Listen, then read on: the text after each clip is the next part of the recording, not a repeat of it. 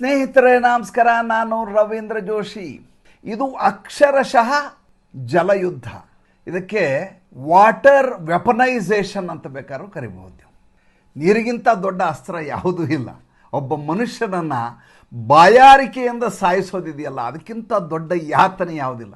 ಬೀಭತ್ಸವಾಗಿ ಕೊಚ್ಚಿ ಕೊಲ್ಲುವುದಕ್ಕಿಂತ ನೀರಿಲ್ಲದೆ ಬಾಯಾರಿಕೆಯಿಂದ ಸಾಯಿಸೋದಿದೆಯಲ್ಲ ಶತ್ರುವನ್ನು, ಅದು ಎಂಥ ದಾರುಣವಾಗಿರುತ್ತೆ ಆಲೋಚನೆ ಮಾಡಿ. ನರೇಂದ್ರ ಮೋದಿ ಅಂಥದ್ದೊಂದು ದೊಡ್ಡ ಹೊಡೆತವನ್ನು ಪಾಕಿಸ್ತಾನಕ್ಕೆ ಹೊಡಿತಾ ಇದ್ದಾರೆ.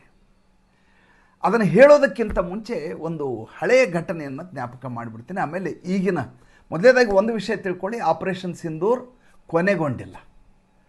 ನರೇಂದ್ರ ಮೋದಿ ಅವರ ಭಾಷೆಯ ಪ್ರಕಾರ ಇದೊಂದು ಪಾಸ್ ಕೊಟ್ಟಿದ್ದೆವು. We are at war, but ಇದೊಂದು ಪಾಸ್. ಅದು ನೀವು ಯುದ್ಧ ವಿರಾಮ ಅಂತಲೂ ಇದನ್ನು ಪರಿಗಣಿಸಬೇಕಾಗಿಲ್ಲ. ಯಾವುದೇ ಕ್ಷಣದಲ್ಲಿ ಮತ್ತೆ ಪ್ರಾರಂಭವಾಗಬಹುದಾದ ಯುದ್ಧ. ತಾತ್ಕಾಲಿಕವಾಗಿ ನಿಲುಗಡೆಯನ್ನು ಕೊಟ್ಟಿದ್ದಾರೆ. ಒಂದು ಊರಿಂದ ಇನ್ನೊಂದು ಬಸ್ ಹೋಗುವಾಗ ನಡು ನಿಲ್ಲಿಸ್ತಾರಲ್ಲ, ಆ ರೀತಿ ನಿಲ್ಲಿಸಿರೋದಿದು. ಹಾಗಾದರೆ ಯುದ್ಧ ಮಾಡಬೇಕು ಅಂದರೆ ಹೋಗಿ ಶಸ್ತ್ರವನ್ನು ತಗೊಂಡು ನಮ್ಮ ಮಿಸೈಲ್ಗಳನ್ನು ಹಾಕಿ ಸಾಯಿಸಬೇಕಾಗಿಲ್ಲ ಶತ್ರು ರಾಷ್ಟ್ರವನ್ನು. ನಮ್ಮ ಹಳೆಯ ಅಪಸವ್ಯಗಳೇನಿದಾವಲ್ಲ, ಅಭಿಶಾಪಗಳಿದಾವಲ್ಲ, ಅದನ್ನು ಮುಕ್ತಗೊಳಿಸಿ ಅವರ ಮೇಲೆ ಹೇಗೆ ಅಸ್ತ್ರವನ್ನು ಬಳಸಬೇಕು ಅಂಥ ಅಸ್ತ್ರ ಬಳಸಿದರೆ ಸಾಕು, ಪಾಕಿಸ್ತಾನ ಮುಳುಗಿ ಹೋಗುತ್ತೆ, ದಾರುಣವಾದ ಹತ್ಯೆ ಆಗತ್ತೆ. ಅದನ್ನು ಇವತ್ತು ನಾನು ನಿಮಗೆ ಹೇಳ್ತೀನಿ.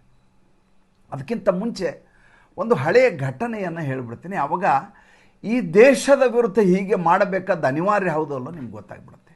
ಇದು 1999ರಲ್ಲಿ ನಡೆದ ಘಟನೆ. ಏಪ್ರಿಲ್ ಆಸುಪಾಸಿನಲ್ಲಿ, ಏಪ್ರಿಲ್ 2ನೇ ವಾರದ ಸುಮಾರಿಗೆ ನಡೆದಂಥ ಘಟನೆ. ಒಂದು 6 ಜನರ ಹೆಸರನ್ನು ಹೇಳ್ತೇನೆ, ಅದಾದ ಮೇಲೆ ಘಟನೆಗೆ ಬರ್ತೇನೆ. ಮೊದಲನೇದಾಗಿ ಸಿಪಾಯಿ ಭಿಕಾರಾಮ್, ಸಿಪಾಯಿ ಅರ್ಜುನ್ ರಾಮ್, ಸಿಪಾಯಿ ಮೂಲಾರಾಮ್, ನರೇಶ್ ಸಿಂಗ್, ಭವನ್ ಲಾಲ್ ಭಗಾಡಿಯಾ. ಈ 6 ಜನ ನಮ್ಮ ಸೈನಿಕರು. ಅವ್ರಿಗೊಬ್ಬ ಕ್ಯಾಪ್ಟನ್ ಸೌರವ್ ಕಾಲಿಯಾ ಅಂತ. ಈತನಿಗೇನು ಮಹಾವೀರ ಚಕ್ರ ಸಿಗಲಿಲ್ಲ, ಪರಮವೀರ ಚಕ್ರ ಸಿಗಲಿಲ್ಲ, ಯಾವ ಚಕ್ರ ಏನೂ ಸಿಗಲಿಲ್ಲ ಈ ವ್ಯಕ್ತಿಗೆ. 22 ವರ್ಷದಲ್ಲಿ ಈತ ಮಾಡಿದಂಥ ತ್ಯಾಗ ಇದೆಯಲ್ಲ ದೇಶಕ್ಕಾಗಿ, ಯಾರು ಕಲ್ಪಿಸಿಕೊಳ್ಳಲಿಕ್ಕೆ ಸಾಧ್ಯ ಇಲ್ಲ. ಈತ ತನ್ನ ಸೀನಿಯರ್ಸ್ಗೆ ಒಂದು ವಿಷಯವನ್ನು ಹೇಳ್ತಾರೆ. ಏಪ್ರಿಲ್ ಕೊನೆಯ ವಾರದ ಸುಮಾರಿಗೆ 1999. ಒಂದು ಬಟಾಲಿಯನಷ್ಟು ಸೈನಿಕರು ನಮ್ಮ ಕಾರ್ಗಿಲ್ ಒಳಗಡೆ ನುಗ್ಗಿ ಬರ್ತಾ ಇದ್ದಾರೆ. ಈ ಮಾತನ್ನು ನಾನು ಅತ್ಯಂತ ಅಧಿಕೃತವಾಗಿ ಹೇಳ್ತಾ ಇದ್ದೀನಿ. ಗುರ್ಜರ್ ಸಮುದಾಯದಿಂದ ಬಂದಿರುವಂಥ ಮಾಹಿತಿಯ ಪ್ರಕಾರ ಹೇಳ್ತಾ ಇದ್ದೀನಿ. ಬಂದವರು ಒಬ್ಬರು ಇಬ್ಬರು ಅಲ್ಲ, ಅತಿಕ್ರಮಿಸಿಕೊಂಡಿವರ ಸಂಖ್ಯೆ ಒಂದು ದೊಡ್ಡ ಬಟಾಲಿಯನ್ ಅಷ್ಟಿದೆ. ಸೀನಿಯರ್ಗಳು ಇದನ್ನು ಮೊದಲಿಗೆ ಒಪ್ಕೊಳ್ಳೋದಿಲ್ಲ. ಇಲ್ಲ, ಹಾಗೆಲ್ಲ ಆಗ್ಲಿಕ್ಕೆ ಸಾಧ್ಯ ಇಲ್ಲ, ಇದು ಹಿಮಾಚ್ಛಾದಿತ ಪ್ರದೇಶ ಈ ಕ್ಷಣದಲ್ಲಿ, ಆಮೇಲೆ ಏನು ಹವಾಮಾನ ವೈಪರೀತ್ಯ ಕೂಡ ಇದೆ, ಹೀಗಾಗಿ ಇದನ್ನು ಗಂಭೀರವಾಗಿ ಪರಿಗಣನೆ ಇಲ್ಲ, ಈ ರೀತಿ ಇದೆ, ಅವರು ಒಳಗೆ ನುಗ್ಗಿ ಬಂದಿದ್ದಾರೆ ಶತ್ರು ರಾಷ್ಟ್ರದವರು. ಹಾಗಾದ್ರೆ ಒಂದು ಕೆಲಸ ಮಾಡು, ನಿನ್ನ 6 ಜನ ಈ ಸಿಪಾಯಿಗಳೇನಿದಾರಲ್ಲ ಇವರು ಕರ್ಕೊಂಡು ನೀನು ಒಳಗಡೆ ಹೋಗಿ ನೋಡಿಕೊಂಡು ನಮಗೆ ರಿಪೋರ್ಟ್ ಮಾಡು. ಈತ ಒಳಗಡೆ ನುಗ್ಗಿ 2 ದಿವಸ ಆಯಿತು, 3 ದಿವಸ ಆಯಿತು, ಮಾಹಿತಿಯೇ ಇಲ್ಲ ಭಾರತದ ಸೈನ್ಯಕ್ಕೆ.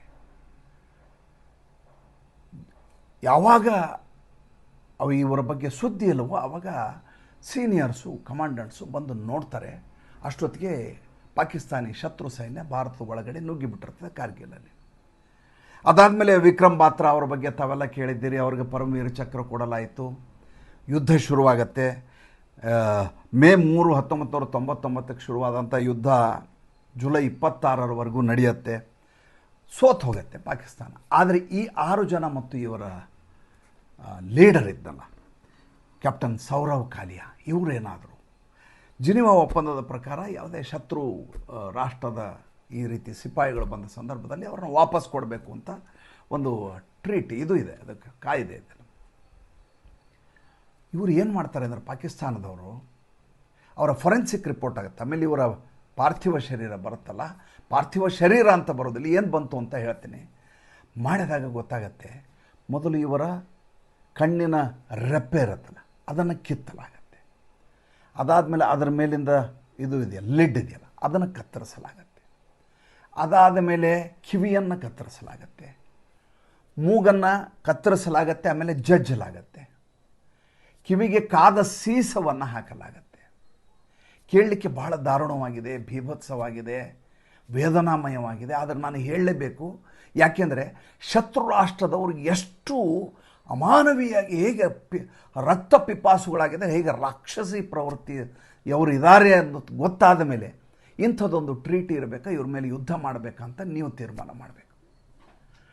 ಅದಾದ ಮೇಲೆ ಇಷ್ಟಕ್ಕೆ ಬಿಡೋದಿಲ್ಲ ಅವರು, ಇದು ದಿನ ಒಂದೊಂದು ಅವ್ರ ಮೇಲೆ ಈ ರೀತಿಯ ಈ 6 ಜನ ಸಿಪಾಯಿಗಳು, ಸೈನಿಕರು ಮತ್ತು ಒಬ್ಬ ನಮ್ಮ ಕ್ಯಾಪ್ಟನ್ ಸೌರವ್ ಕಾಲಿ ಅವ್ರ ಮೇಲೆ ದಿನಕ್ಕೂ ಒಂದೊಂದು ಶಿಕ್ಷೆ ಅವರಿಗೆ. ಒಂದು ದಿವಸ ಹಲ್ಲನ್ನು ಹೊಡೆಯೋದು, ಒಂದು ದಿವಸ ಕಿವಿ ಕತ್ತರಿಸೋದು, ಒಂದು ದಿವಸ ಕಿವಿಗೆ ಕಾದ ಸೀಸ ಹಾಕೋದು, ಕೂದಲು ಎಳೆಯೋದು, ಒಂದು ದಿವಸ ಒಂದು ಕೈಯನ್ನು ಕತ್ತರಿಸೋದು, ಅವರನ್ನು ಜೀವಂತವಾಗಿ ಇಡೋದು. ಜೀವಂತವಾಗಿಟ್ಟು ಅವರು ಒಂದೊಂದು ಅಂಗಗಳನ್ನು ಒಂದೊಂದು ಅದನ್ನು ವಿಚ್ಛಿದ್ರಗೊಳಿಸಿ ಅವ್ರನ್ನ ಯಾತನೆಯಲ್ಲಿ ದಾರುಣವಾಗಿ ಅವರು ನರಳಬೇಕು. ಏಕೆಂದರೆ ತಮ್ಮ ವಿರುದ್ಧ ಬಂದು ಈ ರೀತಿ ಮಾಹಿತಿಯನ್ನು ಸಂಗ್ರಹಿಸ್ತಾ ಇದ್ದಾರಲ್ಲ ಅಂತ. ಕೊನೆಗೆ ಒಂದು ದಿವಸ ಇವರ ಪಾರ್ಥಿವ ಶರೀರ ಬರುತ್ತೆ. ಫಾರೆನ್ಸಿಕ್ ರಿಪೋರ್ಟ್ ತೆಗೆದು ನೋಡ್ತಾರೆ, ಯಾವ ಪಾಪಿಗೂ ಈ ರೀತಿಯ ಸಾವನ್ನು ಕೊಡಬಾರ್ದು, ಅಂಥ ಸಾವನ್ನು ಇವರಿಗೆ ಕೊಟ್ಟಿರ್ತಾರೆ. ಆದರೆ ದುರ್ದೆಸೆ ನೋಡಿ, ನಮ್ಮ ದುರಂತ ನೋಡಿ, ಯಾವ ಕ್ಯಾಪ್ಟನ್ ಸೌರವ್ ಕಾಲಿಯ ತನ್ನ ದೇಶವನ್ನು ರಕ್ಷಿಸಲಿಕ್ಕಾಗಿ ಒಳಹೊಕ್ಕು ಅವರ ಮಾಹಿತಿಯನ್ನು ತೆಗೆದುಕೊಂಡು ಬಂದು ಸೀನಿಯರ್ಸ್ಗೆ ಹೇಳಿ ಆ ರೀತಿ ಬರ್ತಾ ಇದ್ದಾರೆ ಅಂತ ಹೇಳಿ ಮತ್ತೆ ಹೋಗಿ 2ನೇ ಸಲ ಹೋಗಿ ಅಲ್ಲಿ ನಿಜವಾಗಿ ನಡೆದದ್ದೇನಂತ ಆಪರೇಷನ್ ನೋಡ್ಲಿಕ್ಕೆ ಹೋದ ಸಂದರ್ಭದಲ್ಲಿ ಸಿಕ್ಕಿಷ್ಟಲ್ಲ ಆದರೂ ಕೂಡ ಇವತ್ತಿಗೂ ಆತನಿಗೆ ಪರಮವೀರ ಚಕ್ರ ಕೊಟ್ಟಿಲ್ಲ, ಮಹಾವೀರ ಚಕ್ರ ಕೊಟ್ಟಿಲ್ಲ, ಯಾವ ಮೆಡಲ್ಗಳನ್ನು ಕೊಟ್ಟಿಲ್ಲ. ಇವರ ಕುಟುಂಬದವರ ಸ್ಥಿತಿ ಏನಿದೆ ಯಾರಿಗೂ ಇವತ್ತಿಗೂ ಗೊತ್ತಿಲ್ಲ. ಹೇಗೆ ಯಾವ ಸ್ಥಿತಿಯಲ್ಲಿರ್ಬೋದು ಸುಮ್ಮನೆ ಆಲೋಚನೆ ಮಾಡಿ. ಈಗ ವಿಷಯಕ್ಕೆ ಬರೋಣ. Indus water treaty. ಕಳೆದ ಬಾರಿಯ ಆಪರೇಷನ್ ಸಿಂಧೂರ್ಗಿಂತ ಮುಂಚೆ ಒಂದು ಮಾರಕಾಸ್ತ್ರವನ್ನು ನರೇಂದ್ರ ಮೋದಿ ಸರ್ಕಾರ ಪ್ರಯೋಗ ಮಾಡಿತು ನೇರವಾಗಿ ಪಾಕಿಸ್ತಾನದ ಮೇಲೆ. ಪಾಕಿಸ್ತಾನ ಯಾವ ರೀತಿ ಚಡಪಡಿಸಿ ಬಿಡ್ತು ಅಂದರೆ, ಹೇಗೆ ಗಲಿಬಿಲಿಗೊಂಡ್ಬಿಡ್ತು ಅಂದರೆ, ಹೇಗೆ ಸಂಕಟ ಪಡಲಿಕ್ಕೆ ಶುರು ಮಾಡ್ತು ಅಂದರೆ, ಹೇಗೆ ಯಾತನೆಯನ್ನು ಅನುಭವಿಸ್ತು ಅಂದರೆ, ಈ ರೀತಿ ಭಾರತ ದೇಶದಿಂದ ಬರುವಂಥ 5 ನದಿಗಳ ನೀರು ನಿಂತು ಹೋಗ್ಬಿಟ್ರೆ ಪಾಕಿಸ್ತಾನ ಬರ್ಬಾದಾಗಿ ಹೋಗುತ್ತೆ ಅಂತ ಅವ್ರಿಗೆ ಗೊತ್ತಾಗತ್ತೆ. ನೀವು ಹೀಗೆ ಮಾಡೋಂಗಿಲ್ಲ, ಇದು ನೆಹರು ಅವರು 1960ರಲ್ಲಿ ಮಾಡಿರುವಂಥ ಟ್ರೀಟಿ, ಇದರ ಮಧ್ಯಸ್ಥಿಕೆ ವರ್ಲ್ಡ್ ಬ್ಯಾಂಕ್ ಇದೆ, ಏನಂತಿದೆ, ಇರೋದೇನು ಅದನ್ನು ಕೇಳಬೇಕು ನೀವು. ಭಾಳ ಮಜಾ ಇದೆ ಅದು. 168 MAF ಅಂದರೆ ಅದರ ಮಾನದಂಡ MAFನಲ್ಲಿ ಅದನ್ನ ಅಳಿತಾರೆ ನೀರನ್ನು. 168 MAFನಲ್ಲಿ ಪಾಕಿಸ್ತಾನಕ್ಕೆ 157 MAF ಕೊಡಬೇಕಂತೆ, ಉಳಿದ 11 MAF ಭಾರತ ಬಳಸ್ಕೋಬೇಕಂತೆ ನೀರನ್ನು. ಹೋಗುವ ನದಿಗಳು ಪಂಜಾಬ್ದಿಂದ ನಮ್ಮ 5 ನದಿಗಳಲ್ಲಿ ಹೋಗ್ತವೆ. ಅವರ 2 ನದಿಗಳು ಈ ಕಡೆ ಹರಿದು ಬರ್ತಾವೆ, ಅದು ನಮ್ಮಿಂದನೇ ಬರೋದು. ಲಡಾಖ್ ಅದು ಹೆಂಗೆ ಬರುತ್ತೆ ಅಂತಂದರೆ, ಸಿಂಧೂ ನದಿ ಇದೆಯಲ್ಲ, ಲಡಾಖ್ನಿಂದ ಬಂದು ಕಾಶ್ಮೀರದಿಂದ ಪಾಕಿಸ್ತಾನಕ್ಕೆ ಬರುತ್ತೆ. ಉಳಿದ 5 ನದಿಗಳು ಭಾರತದ ನದಿಗಳು, ಪಂಜಾಬ್ನಿಂದ ಹೋಗುತ್ತೆ. ಪಂಜಾಬ್ ಅಂತ ಹೆಸರು ಬಂದರೆ ಪಂಚ ನದಿಗಳ ಬೀಡು ಅನ್ನೋದು ಪಂಜಾಬ್ ಅಂತ ಬಂದಿರೋದು. ಆಜ್ ಅಂದರೆ ನದಿ ಅಂತ, ಪಂಚ್ ಆಬ್ ಅಂತ ತೊಗೊಂಡೋಗಿ ಅವ್ರಿಗೆ ನೀರು ಹೋಗಿರೋ ಹರಿವು ಹಾಗೆ ಹೋಗುತ್ತೆ. ಆವಾಗ ಈ ರೀತಿಯಾದ ಇದು ಇರಲಿಲ್ಲ. ಸರಿ, ಆದರೆ ನೀವು ಧಾರಾಳತೆ ಎಷ್ಟು, ನಿಮ್ಮ ಮನೆದಾದ ಆಸ್ತಿ ಇದು ಹೆಂಗಿದೆ ಅಂದರೆ, ಅಕ್ಬರ್ನ ಆಸ್ಥಾನದಲ್ಲಿ ಯಾರೋ ಒಬ್ಬರು ರಾಜನರ್ತಕ್ಕೆ ಕುಣಿತಾ ಇರ್ತಾರೆ. ರಾಜನಿಗೆ ಖುಷಿ ಆಗಿಬಿಡ್ತು, ಮೊಘಲ್ ದರ್ಬಾರ್ ತೆಗಿತಾನೆ, ಕೊಳ್ಳಲ್ಲಿರೋ ಕಂಠಿ ಹಾರವನ್ನು ಹಾಕಿ ಕೊಳ್ಳಿಗೆ ಹಾಕ್ತಾನೆ, ಮುಜರಾ ನೋಡ್ತಾ ಕೂತಿದ್ದಾನೆ. ಹಾಗೆ ನೆಹರು ನಮ್ಮ ದೇಶದ ಆಸ್ತಿಯನ್ನು ತಗೊಂಡು ಹೋಗಿ ನಮ್ಮ ನದಿಗಳಿಂದ ಹೊರಡುವಂಥ ಅಷ್ಟು ನೀರಿನ ಸಂಪನ್ಮೂಲವನ್ನು ಪಾಕಿಸ್ತಾನಕ್ಕೆ 157 MAF ಕೊಟ್ಟು ನಮಗೆ 11 ಉಳಿಸ್ಕೊಡೋದು ಅಂದರೆ ಇವ್ರ ಅಪ್ಪನ ಮನೆ ಆಸ್ತಿ. ನಾನು ಮೋತಿಲಾಲ್ ನೆಹರು ಏನಾರ ನದಿ ಓನರ ಮಾಡ್ತಾರೆ, ಯಾರೂ ಪ್ರಶ್ನೆಯನ್ನೇ ಕೇಳೋದಿಲ್ಲ. ಆಮೇಲೆ ಯಾವುದೇ ಒಂದು ಇಂಡಸ್ ವಾಟರ್ ಟ್ರೀಟಿ ಅಂತ ಯಾವುದೇ ಒಂದು ಟ್ರೀಟಿ ಇರಲಿ, ಆ ಟ್ರೀಟಿಗೆ ಒಂದು ಸೀಮಿತ ಅವಧಿ ಅಂತ ಇರ್ತದೆ. 33 ವರ್ಷಕ್ಕೆ, 25 ವರ್ಷಕ್ಕೆ, 99 ವರ್ಷ, ಏನರ್ಥ ಅನಿಶ್ಚಿತಾವಧಿವರೆಗೂ, ಇನ್ಫಿನಿಟ್ ಎಲ್ಲರೂ ಇರುತ್ತನ್ರಿ. ಈಗ ಬಾಂಗ್ಲಾದೇಶ ಜೊತೆ ಗಂಗಾ ವಾಟರ್ ಟ್ರೀಟಿ ಇದೆ ನಮ್ಮದು, ಅವ್ರದ್ದು ಈ ವರ್ಷ ಮುಗೀತು. ಬಾಂಗ್ಲಾದೇಶದವ್ರ ಕತೆ ಮುಗಿಯುತ್ತೆ, ಅದಾದಮೇಲೆ ಅದು ಬೇರೆ ವಿಚಾರ, ಅದನ್ನು ಇನ್ನೊಂದು ಸಲ ಪ್ರಸ್ತಾಪ ಮಾಡ್ತೀನಿ. ಹಾಗೆ ಎಲ್ಲದಕ್ಕೂ ಕೂಡ ಟ್ರೀಟಿ ಅಂದಾಗ ಅದಕ್ಕೊಂದು ಗಡುವನ್ನು ವಿಧಿಸಿರ್ತೀವಿ, 10 ವರ್ಷಕ್ಕೆ, 15 ವರ್ಷ. ಯಾಕೆಂದರೆ ಅದಾದಮೇಲೆ ಕಾಲಮಾನ ಬದಲಾಗ್ತದೆ, ಟೋಪೋಗ್ರಫಿ ಚೇಂಜ್ ಆಗ್ತದೆ, ಜನಸಂಖ್ಯೆ ಬದಲಾಗ್ತದೆ. ನೋಡಿ, ನಮ್ಮ ಈ ಇಂಡಸ್ ವಾಟರ್ ಟ್ರೀಟಿ ಆದಾಗ ಭಾರತದ ಜನಸಂಖ್ಯೆ ಕೇವಲ 55 ಕೋಟಿ. ಇವತ್ತು ನಾವು 135, 140 ಕೋಟಿ ಜನ ಇದ್ದೀವಿ. ನಮ್ಮಲ್ಲಿ ಇವತ್ತಿಗೂ ನೀರಿನ ಅಭಾವದಿಂದ ಅದೇ ಪಂಜಾಬದ ಎಷ್ಟೋ ಭಾಗಗಳು ನರಳ್ತಾ ಇದ್ದಾವೆ. ನಮಗೆ ಹರಿಯಾಣದಲ್ಲಿ ನೀರಿಲ್ಲ, ರಾಜಸ್ಥಾನದವರು ಸಫರ್ ಆಗ್ತಾ ಇರ್ತಾರೆ. ನಮಗೂ ನೀರು ಬೇಕಲ್ವ. ಆಮೇಲೆ ನಮ್ಮದೇ ಸಂಪನ್ಮೂಲ ನಮ್ಮಿಂದ ಉಗಮಗೊಂಡು ನಮ್ಮಿಂದ ಹರಿದು ಹೋಗಿ ಅಲ್ಲಿ ಹೋಗಿ ಸೇರ್ಕೋತದ ಅದು. ಆ ಒಂದು ಕಾರಣಕ್ಕೆ ನಾವು ಯಾವ ನೀರನ್ನು ಬಳಸಲಾರದೆ ಇಷ್ಟೂ ದಾನ ಮಾಡಿಬಿಡೋದು. ದಾನ ವೀರ ಶಿವರ ಕಾರಣ ಅಂತಾರ. ಇದು ಇಂಥ ಅಪಸವ್ಯವನ್ನು ನೆಹರು ಮಾಡಿದ್ದಾರೆ. ನೆಹರು ಹಿಂಗೆ ಮಾಡಿದ್ದಾರೆ ಅಂತ ಹೇಳಿದ ತಕ್ಷಣ ಅಲ್ಲಿ ಪ್ರಿಯಾಂಕಾ ವಾಡ್ರಾ ಬಂದು ಸಂಸತ್ನಲ್ಲಿ ಹೇಳ್ತಾರಪ್ಪ, ನೆಹರು ಏನೇನು ತಪ್ಪು ಮಾಡಿದ್ದಾರೆ ಅದಕ್ಕೆ ಒಂದು ಸೆಷನ್ ಇಟ್ಬಿಡಿ, ಮಾತಾಡ್ಬಿಡಿ, ಮುಗಿಸ್ಬಿಡಿ ಅಂತ. ಏನು ಮುಗಿಸೋದು ಅಲ್ಲ ರೀ, ಇಡೀ ದೇಶವನ್ನೇ ಮಾರಾಟ ಮಾಡಿ ಒಂದು ಕಡೆ ಚೈನಾಗೆ ನಮ್ಮ ಗಡಿಯನ್ನೇ ಬರೆದು ಕೊಡೋದು, ಮತ್ತೊಂದು ಕಡೆ ನಮ್ಮ ನದಿಯ ಇಷ್ಟು ನೀರನ್ನು ಪಾಕಿಸ್ತಾನಕ್ಕೆ ಬರೆದು ಕೊಡೋದು. ಇವರ ದಾನಶೀರ ವೀರಕರಣ ಬುದ್ಧಿಗೆ ನಾವು ಇಲ್ಲಿ ಸಫರ್ ಆಗ್ತಾ ಇದ್ದೀವಿ. ಅದಕ್ಕೆ ನರೇಂದ್ರ ಮೋದಿ ಅದನ್ನು ಅಸ್ತ್ರವನ್ನಾಗಿ ಬಳಸಿ ಇವರನ್ನು ಹೈರಾಣ ಪರೇಶಾನ ಮಾಡಬೇಕು. ಆ ಸ್ಥಿತಿಗೆ ನಾವು ಬಂದು ಕೂತಿದ್ದೀವಿ ಇವತ್ತು. ಈಗ ಶುರುವಾಗಿದೆ ಅಲ್ಲಿ ಮಳೆಗಾಲ, ಇಲ್ಲೂ ನಮ್ಮಲ್ಲಿ ಮಳೆಗಾಲ. ಈಗ ನೀರನ್ನು ಬಿಡೋದು. ಆಮೇಲೆ ಭಾಳ ಮಜಾ ಏನಂದರೆ, ಇನ್ನು ಮುಂದೆ ನಾವು ಯಾವುದೇ ತಿಳುವಳಿಕೆಯನ್ನು ಅವ್ರಿಗೆ ಕೊಡೋದಿಲ್ಲ. ಅಂದರೆ ನಮ್ಮ ನೀರು ಜಾಸ್ತಿ ಐತಿ, ಏನು ಮಾಡ್ತಾಯಿದ್ರು, ಹಾಗಾದರೆ ಇದಕ್ಕೆ ಏನು ಮಾಡ್ತಾಯಿದ್ದಾರೆ, ಇದನ್ನು ನಾನು ನಿಮ್ಗೆ ಹೇಳಿದೆ ಏನಂತ, ನೀರನ್ನು ಅಸ್ತ್ರವನ್ನಾಗಿ ಬಳಸುವ, ಶತ್ರುಗಳನ್ನು ಬಾಯಾರಿಕೆಯಿಂದ ಸಾಯಿಸುವ, ಶತ್ರುವನ್ನು ದುರ್ಬಲಗೊಳಿಸೋದು ಹೇಗೆ ಸ್ವಾಮಿ? ಪ್ರತಿ ಸಲ ಫಿರಂಗಿ ಹೊಡೆದೇ ಸಾಯಿಸಬೇಕಾಗಿಲ್ವಲ್ಲ ಅಲ್ವಾ? ಅದಕ್ಕೇನು ಮಾಡಿದರು ನರೇಂದ್ರ ಮೋದಿ? ಯುದ್ಧಕ್ಕಿಂತ ಮುಂಚೆ, ಆಪರೇಷನ್ ಸಿಂಧೂರ್ಗಿಂತ ಮುಂಚೆ ಮಾಡಿದ ಕೆಲಸ ಇದಕ್ಕೆ ಇದ್ದಕ್ಕಿದ್ದ ಹಾಗೆ ಅದನ್ನು ಅಬಯನ್ಸ್ಗಿಟ್ಟು ಸ್ಥಗಿತಗೊಳಿಸಲಾಗಿದೆ. ಯಾರ ಮಧ್ಯೆ ಪ್ರವೇಶ ಮಾಡ್ತೀರಿ? ಯಾರು ಮಾಡೋಂಗಿಲ್ಲ. ಮೂರನೇ ದೇಶದ ಜೊತೆ ನಮ್ಮ ಮಾತುಕತೆ ಇಲ್ಲ ಅಂತ ನರೇಂದ್ರ ಮೋದಿ, ಭಾರತ ಸರ್ಕಾರ ಸ್ಪಷ್ಟವಾಗಿ ಎಲ್ಲ ವಿಚಾರದಲ್ಲಿ ಹೇಳಿದೆ. ಅದು ಚೈನಾ ಇರ್ಬೋದು, ರಷ್ಯಾ ಇರ್ಬೋದು, ಅಮೇರಿಕಾ ಇರ್ಬೋದು, ನಮ್ಮ ಮಧ್ಯೆ ನೀವು ಬಂದು ಮಾತುಕತೆ ನಡೆಸಂಗಿಲ್ಲ. ಭಾರತ ಮತ್ತು ಪಾಕಿಸ್ತಾನ ಏನಿದೆ ನೇರವಾದ ನಮ್ಮ ನಡೆನುಡಿ. ನಮ್ಮ ಜೊತೆ ಮಾತುಕತೆಗೆ ಅವ್ರು ಬರಬೇಕು ಅಂತ ಮಾತುಕತೆ ಮಾಡೋ ಪ್ರಶ್ನೆನೇ ಇಲ್ಲ. ಯಾಕೆಂದರೆ ರಕ್ತ ಹರಿಯುವವರೆಗೂ ನೀರು ಹರಿಲಿಕ್ಕೆ ನಾವು ಬಿಡೋದಿಲ್ಲ ಅಂತ ನರೇಂದ್ರ ಮೋದಿ ಹೇಳಿದ್ರು. ನೀವು ರಕ್ತ ಹರಿಸ್ತಾ ಇದ್ದೀರಿ, ಅಲ್ಲಿ ದಿಲ್ಲಿನಲ್ಲಿ ಬ್ಲಾಸ್ಟ್ ಮಾಡ್ತೀರಿ, ಇಲ್ಲಿ ಬಂದು ಕಾಶ್ಮೀರದಲ್ಲಿ ಪಹಲ್ಗಾಮ್ ದುರಂತ ಮಾಡ್ತೀರಿ, ರಕ್ತ ಹರಿತಾ ಇದೆ, ನೀರು ಹರಿ ಅಂದರೆ ನೀರು ಯಾಕೆ ಹರಿಸ್ಬೇಕು ನಾವು ಅಂದ್ರೆ ಅವರು ಏನು ಮಾಡಿದರು? 40 ವರ್ಷಗಳ ಹಿಂದೆ ಯಾವ ಪ್ರಾಜೆಕ್ಟ್ ಇತ್ತಲ್ಲ, ಈ ಒಂದು ಬ್ಯಾಸ್ ನದಿ ಮತ್ತು ಚೀನಾಬ್ ನದಿ ಎರಡೂ ಸೇರಿ ಝೇಲಂಗೆ ಬಂದು ಸೇರ್ಕೊಳ್ಳುವಂಥ ಒಂದು ಹೈಡಲ್ ಪ್ರಾಜೆಕ್ಟ್ ಇದೆ. ಹೈಡಲ್ ಪವರ್ ಪ್ರಾಜೆಕ್ಟ್ ಅಂತ ಹೇಳ್ತಾರೆ. 5 ನದಿಗಳಿಗೆ ಹೈಡಲ್ ಪವರ್ ಪ್ರಾಜೆಕ್ಟ್ಗಳನ್ನು ಈಗ ಕೆಲಸವನ್ನು ಶುರು ಮಾಡಲಾಗಿದೆ. ಇದರಿಂದ ಬರುವಂಥ ಇದರಿಂದ ಏನಾಗುತ್ತೆ, ಯಾವಾಗಲೂ ಇದಕ್ಕೊಂದು ಶಬ್ದ ಇದೆ, ಅದಕ್ಕೇನಂದರೆ ಪಾಂಡೇಜ್ ಅಂತ. ಪಾಂಡೇಜ್ ಅಂದರೆ ಮೊದಲೇದು ಈ ನದಿಗಳಿದಾವಪ್ಪ, ಈ ನದಿ ನೀರು ಏನು ಮಾಡೋದು ಈಗ, ಇದಕ್ಕೆ ಪಾಂಡೇಜ್ ಅಂತಾರೆ. ಇದನ್ನು ಜಲಾಶಯವನ್ನಾಗಿ ಪರಿವರ್ತಿಸುವುದು ಮತ್ತು ಇದನ್ನು ಕಣಿವೆಗಳಾಗಿ ನೀರನ್ನು ಹರಿಬಿಡೋದು, ಇದಕ್ಕೆ ಅಣೆಕಟ್ಟನ್ನು ಕಟ್ಟೋದು, ಇದಕ್ಕೆ ಬ್ಯಾರೇಜ್ ನಿರ್ಮಾಣ ಮಾಡೋದು, ಇದನ್ನು ಬೇರೆ ಬೇರೆ ನಮ್ಮ ಈ ಕೃಷಿ ಭೂಮಿ ಇರ್ತಲ್ಲ ಆ ಕೃಷಿ ಭೂಮಿಗೆ ಹರಿದು ಹೋಗುವ ಹಾಗೆ ವ್ಯವಸ್ಥೆ ಮಾಡೋದು, ಕಾಲುವೆಗಳನ್ನು ನಿರ್ಮಾಣ ಮಾಡೋದು, ಇದೆಲ್ಲವೂ ಆಗಬೇಕಾದ ಕೆಲಸ. ಅವಾಗೇನಾಗತ್ತೆ, ನೀರನ್ನು ರನ್ ಆಫ್ ಅಂತಾರಲ್ಲ. ರನ್ ಆಫ್ ಅಂದರೆ ನೀರು ಏನಾಗತ್ತೆ ಅಂತಂದ್ರೆ, ಒಂದು ನೀರಿಗೆ ನಾವು ನದಿಯ ನೀರು ಹರಿದು ಹೋಗುತ್ತೆ ಅಂತ ತಿಳ್ಕೊಳ್ಳಿ. ಅದು ಒಂದಷ್ಟು ಪ್ರಮಾಣ ಎವಾಪರೇಟ್ ಆಗಿ ಹೋಗುತ್ತೆ, ಒಂದಷ್ಟು ಪ್ರಮಾಣ ನೀವು ಚಾನಲೈಸ್ ಮಾಡಲಿಲ್ಲ ಅಂತಂದರೆ ಹರಿದು ಸಮುದ್ರಕ್ಕೆ ಹೋಗ್ಬಿಡುತ್ತೆ. ಭಾರತ ದೇಶದ ನದಿಗಳಿಂದ ಹೋಗುವಂಥ ಇಂಥ ರನ್ ಆಫ್ ಇದು ಇದೆಯಲ್ಲ, ಗಾತ್ರ ಇದೆಯಲ್ಲ, ಅದು 82%. ನಾವು ನೀರನ್ನು ಸದ್ಬಳಕೆ ಮಾಡ್ಕೊಳ್ಳೋದೇ ಇಲ್ಲ. ಅದಕ್ಕೆ ಬೇಕಾದಂಥ ಯೋಜನೆಗಳನ್ನು ಸಾಕಾರಗೊಳಿಸೇ ಇಲ್ಲ ಭಾರತದ ರಾಜಕೀಯ ವ್ಯವಸ್ಥೆಗಳು.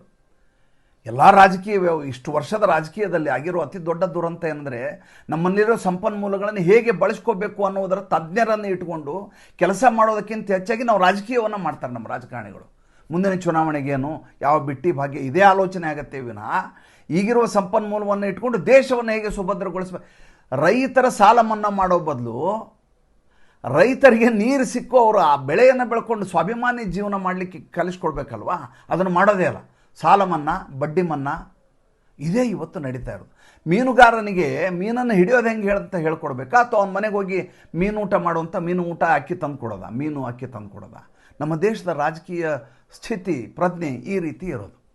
82% ಈ ರೀತಿ ನೀರು ಹೊರಟೋಗುತ್ತೆ. ಒಂದು ಸಮುದ್ರಕ್ಕೆ ಸೇರ್ಕೊತದೆ, ಇಲ್ಲ ಅಂತಂದರೆ ಎವಾಪರೇಟ್ ಆಗಿ ಹೋಗುತ್ತೆ.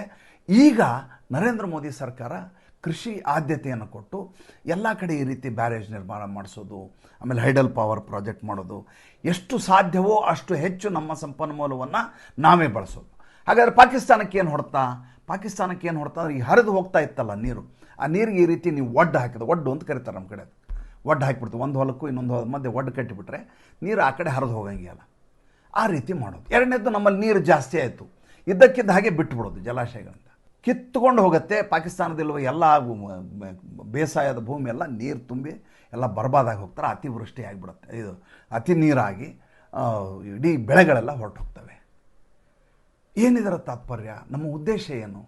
ಉದ್ದೇಶ ಏನು ಅಂದರೆ ನಮ್ಮ ದೇಶದಲ್ಲಿ ಮಾಡಿದಂಥ ಹಿಂದಿನ ಪಂಡಿತ್ ಜವಾಹರ್ಲಾಲ್ ನೆಹರು ಮಾಡಿದಂಥ ಅಭಿಶಾಪ ಏನಿತ್ತಲ್ಲ ನಮ್ಮ ಮೇಲಿದ್ದದ್ದು, ಅದರಿಂದ ವಿಮೋಚನೆ ಆಗೋದು, ನಮ್ಮ ರೈತರನ್ನು ಉಳಿಸ್ಕೊಳ್ಳೋದು. ಅದರಿಂದ ನೀವು ಸಾಯ್ತೀರಿ ಅಂದರೆ ನಾವು ಏನು ಮಾಡೋಕ್ಕಾಗತ್ತೆ? ಪಾಕಿಸ್ತಾನ ಬೆಳಗ್ಗೆದ್ರೆ ಅದು ಯುದ್ಧದ ಮೇಲೆ ನಂಬಿಕೆಯನ್ನು ಇಟ್ಟಿಲ್ಲ, ಅದು ಪರೋಕ್ಷವಾದಂಥ ಯುದ್ಧವನ್ನು ಮಾಡುತ್ತೆ. ಅಂದರೆ ತನ್ನ ಉಗ್ರರನ್ನು ಭಾರತದ ಒಳಗಡೆ ನುಸುಳುವಿಕೆಯ ಮೂಲಕ ಭಾರತವನ್ನು ಅಸ್ಥಿರಗೊಳಿಸಲಿಕ್ಕೆ ಪ್ರಯತ್ನ ಮಾಡುತ್ತೆ. ಭಾರತದ ಒಳಗಡೆ ಮಾರಕಾಸ್ತ್ರಗಳನ್ನು ಕಳಿಸಿ ಇಲ್ಲಿ ಡಿಸ್ಟರ್ಬ್ ಮಾಡುವ ಮೂಲಕ ಅನ್ರೆಸ್ಟ್ ಕ್ರಿಯೇಟ್ ಮಾಡಲಿಕ್ಕೆ ಪ್ರಯತ್ನ ಮಾಡುತ್ತೆ. ಅಲ್ಲಿಂದ ನಮ್ಮ ನೋಟುಗಳನ್ನು ಖೋಟಾ ನೋಟು ಮಾಡಿ ಅದನ್ನು ಭಾರತದ ಒಳಗಡೆ ಹರಿಬಿಟ್ಟು ಭಾರತದ ಎಕಾನಮಿಯನ್ನು ಕೆಡಿಸ್ಬೇಕನ್ನತ್ತೆ. ಇದ್ಯಾವುದು ಯುದ್ಧ ತಂತ್ರಗಳಲ್ಲ, ಇವೆಲ್ಲ ಕುತಂತ್ರಗಳು, ಕುಟಿಲ ನೀತಿಗಳು. ಆದರೆ ಭಾರತ ನೈಸರ್ಗಿಕವಾಗಿ ಹೇಗೆ ಅದಕ್ಕೆ ಮಾರಕಾಸ್ತ್ರವನ್ನು ಹೊಡಿಬೇಕು, ಆ ಹೊಡೆತವನ್ನು ನರೇಂದ್ರ ಮೋದಿ ಈಗ ಮಾಡ್ತಾ ಇದ್ದಾರೆ. ಅದು ಯಾರೂ ಇದ್ರ ಬಗ್ಗೆ ಗಮನವನ್ನು ಹರಿಸ್ತಾ ಇಲ್ಲ, ಯಾರೂ ಇದನ್ನು ಸುದ್ದಿನೂ ಮಾಡೋದಿಲ್ಲ. ಏಕೆಂದರೆ ಇದು ಸೆನ್ಸೇಷನಲ್ ಅಲ್ಲ. ನೋಡಿ, ನಾನು ನಿನ್ನೆ ಒಂದು ವಿಡಿಯೋ ಮಾಡಿದೆ ಟೆಲಿಗ್ರಾಮ್ ನಿಷೇಧದ ಬಗ್ಗೆ, ಭಾಳಷ್ಟು ಜನ ನೋಡಲೇ ಇಲ್ಲ. ಅದು ಸೆನ್ಸೇಷನಲ್ ಅಲ್ಲ. ಏನು ಟೆಲಿಗ್ರಾಮ್ ನಿಷೇಧ ಆಗಿದೆ ಬಿಡಲಿ, ಏನು ವಾಟ್ಸಪ್ ಇಲ್ವಾ ಅಂತ ಅಂದ್ಕೊಂಡ್ಬಿಡ್ತೀವಿ. ಹಗುರವಾಗಿ ಪರಿಗಣಿಸಬೇಕಾದ ವಿಚಾರ ಅಲ್ಲ ಅದು. ಒಂದು ಟೆಲಿಗ್ರಾಮ್ ಇದೆಯಲ್ಲ, ಒಂದು ಟೆಲಿಗ್ರಾಮ್ನ ಸಂದೇಶ ಇದೆಯಲ್ಲ, ಅದು ಇಡೀ ದೇಶವನ್ನು ಪೊಲಿಟಿಕಲಿ ಅನ್ರೆಸ್ಟ್ ಗೊಳಿಸ್ಬೋದು. ಹೇಗೆ ಅಂತ ಒಂದೇ ಸಾಲಿನಲ್ಲಿ ಹೇಳ್ಬಿಡ್ತೇನೆ, ಭಾಳ ಸುದೀರ್ಘವಾಗಿ ಹೇಳೋದಿಲ್ಲ. ಒಂದು ಆಪ್ಷನ್ ಇದೆ ಅದರಲ್ಲಿ ಡೇಟನ್ನು ಎಡಿಟ್ ಮಾಡಿಬಿಡ್ಬೋದು ನೀವು ಟೆಲಿಗ್ರಾಮ್ನಲ್ಲಿ.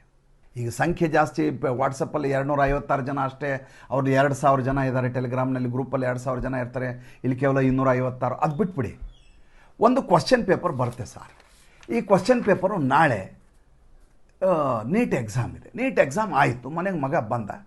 ನೀಟ್ ಎಕ್ಸಾಮ್ನ ಕ್ವಶ್ಚನ್ ಪೇಪರ್ ಇದೆಯಲ್ಲ, ಅದರ ಡೇಟನ್ನು ಒಂದು ದಿವಸ ಹಿಂದೆ ತಿದ್ದಿ ಟೆಲಿಗ್ರಾಮ್ನಲ್ಲಿ ಎಡಿಟ್ ಮಾಡೋ ಆಪ್ಷನ್ ಇದೆ ಟೆಲಿಗ್ರಾಮಲ್ಲಿ. ಅದನ್ನು ಟೆಲಿಗ್ರಾಮ್ನಲ್ಲಿ ವೈರಲ್ ಮಾಡಿ ಪರೀಕ್ಷೆಯ ಹಿಂದಿನ ದಿವಸವೇ ಪ್ರಶ್ನೆ ಪತ್ರಿಕೆ ಬಿಡುಗಡೆಯಾಗಿತ್ತು ಅಂತ ಸುದ್ದಿ ಮಾಡಿಬಿಟ್ರೆ ಹೇಗಿರುತ್ತೆ? ಸುಮ್ಮನೆ ಆಲೋಚನೆ ಮಾಡಿ ನೋಡಿ.